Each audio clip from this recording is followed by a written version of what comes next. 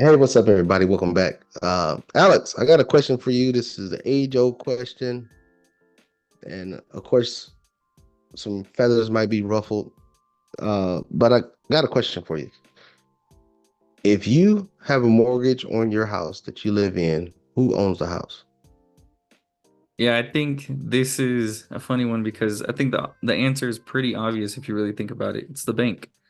I think when you have that, all those closing documents and all that, I think they're giving you the right to maybe make decisions as far as you could sell your house, you could do whatever you want on the property, but if you don't make that payment, who takes the house? It's the bank. So, I mean, I think it's very obvious as to who owns it.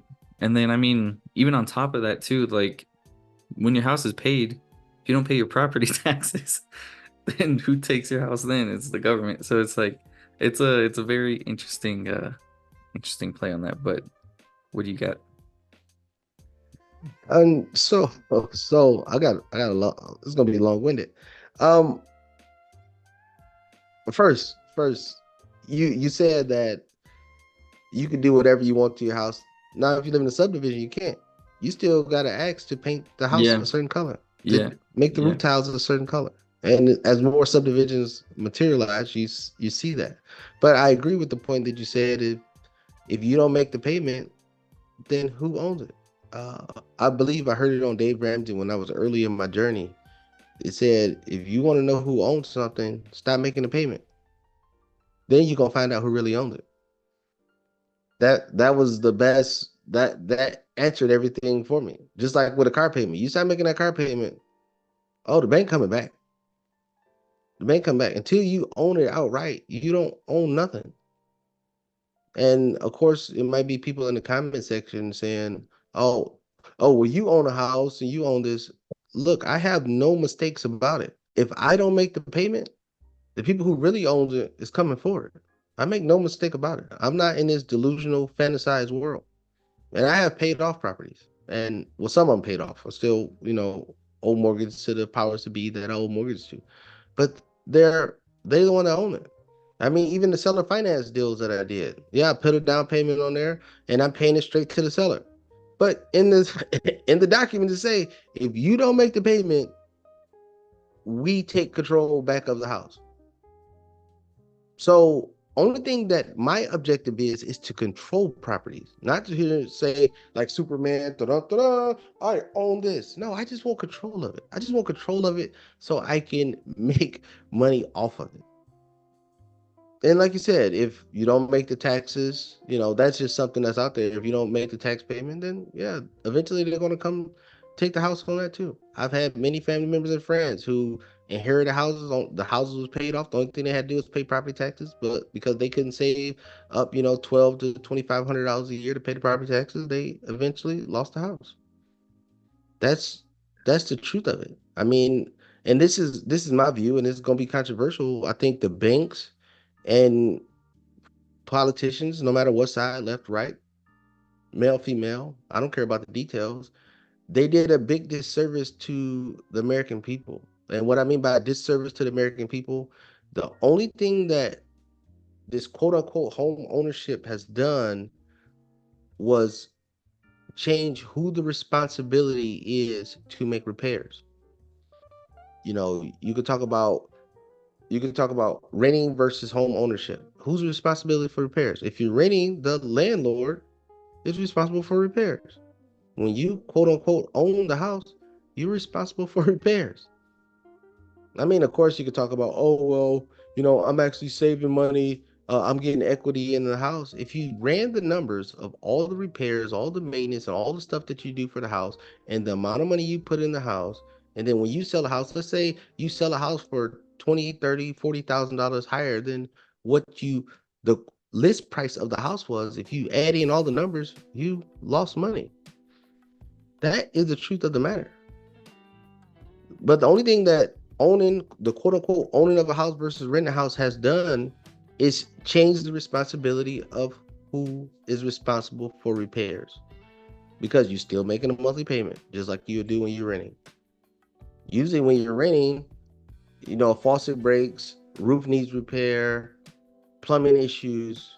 You call the landlord, and the landlord is responsible for making the repairs. Now that you own a house, you're responsible for making it. So, and I seen a post on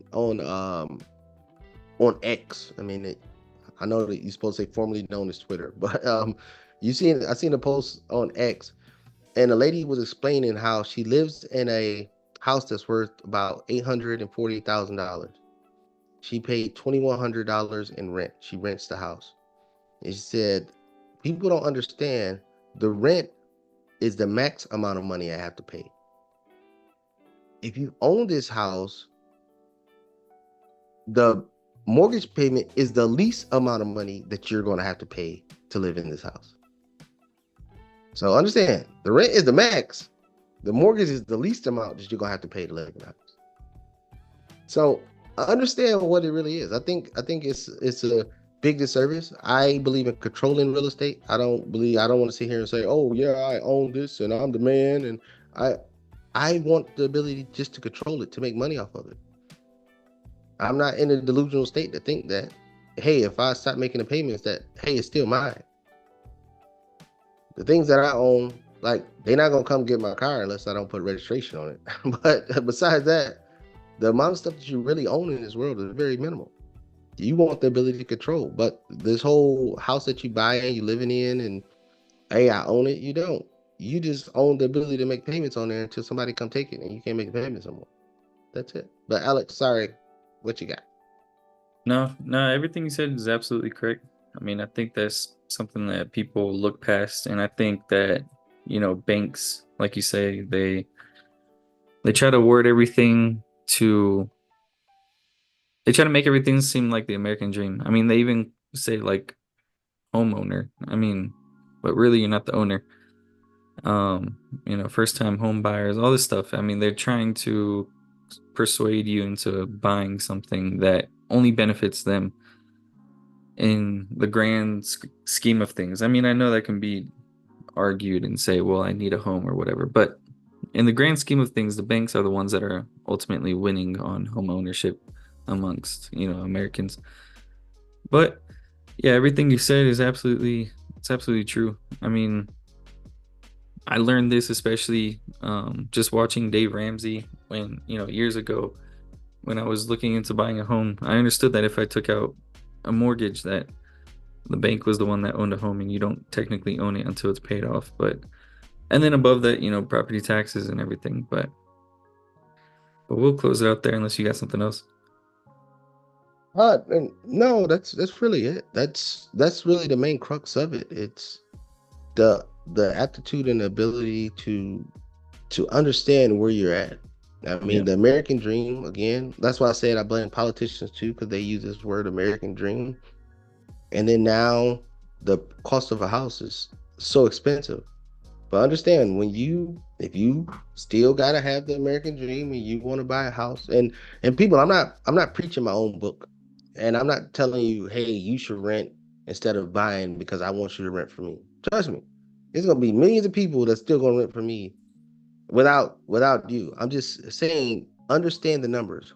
The rent is the most you're gonna pay to live in a house. The mortgage is the least you're gonna pay to live in a house. And trust me, house paid off. I'm still roof cost me $18,000. How many people just have $18,000 sitting around without having to go on a credit card? Uh, to upgrade stuff.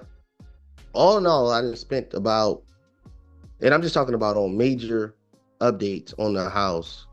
I've spent roughly about $80,000. $80,000. That's not including maintenance for lawn care. That's not including, oh, gotta plant new flower beds, seeds, and all this stuff. Not including, soft water tank breaks and gotta go buy a new one. This is just to upgrade the house.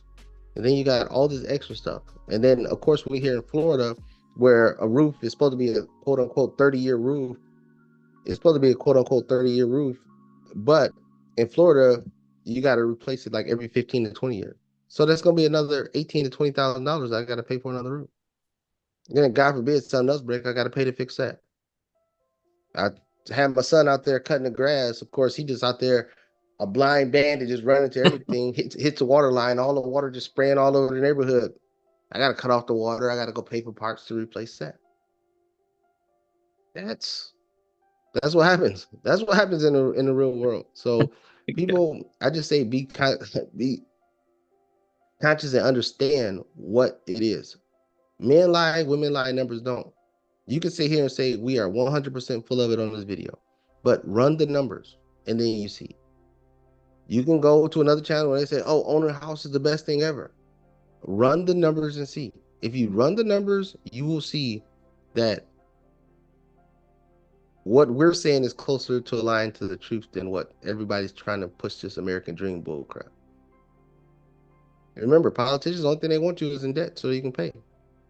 You can keep paying taxes, keep paying this, keep paying that, so you can be poor. They came up with this concept. Politicians and bankers came up with this concept of American dream. And the only thing they is destroying your dreams because you're trying to chase something that's really not obtainable. But with all that said, we'll leave it right there. And please like, comment, and subscribe. Again, the Discord, the free Discord, we talk about finances. You can ask questions 24/7. Me or Alex will be there to reply, to give you insight on your situation, on what we'll do in your situation. And then we're just going from there. But y'all have a good one. We'll see you in the next video. See you guys.